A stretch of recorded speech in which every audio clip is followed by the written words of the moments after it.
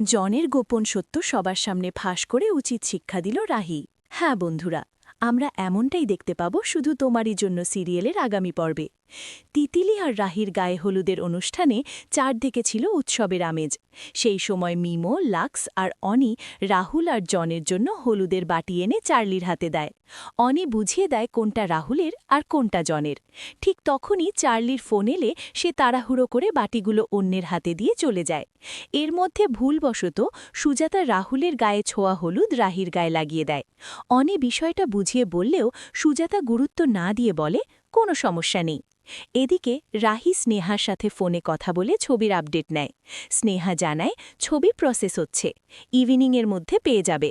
পরে বিয়ের সাজে প্রস্তুত হয় রাহি আর তিতিলি। আবার ফোনে স্নেহা জানায় ছবি পাঠিয়েছে, কিন্তু নেট সমস্যায় রাহি তা দেখতে পারে না।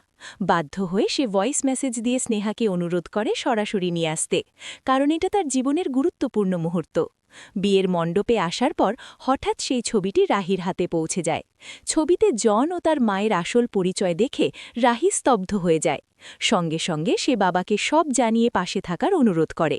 তারপর জনের সামনে গিয়ে সবার সামনে তার প্রতারণার সত্য ফাঁস করে দেয়। জানিয়ে দেয় জন বহুদিন ধরে বিয়ের নামে প্রতারণা করে আসছে। অবশেষে রাহি দৃঢ় কণ্ঠে বলে, তুমি ভুল মানুষকে টার্গেট করেছ, আমি রাহি দত্ত।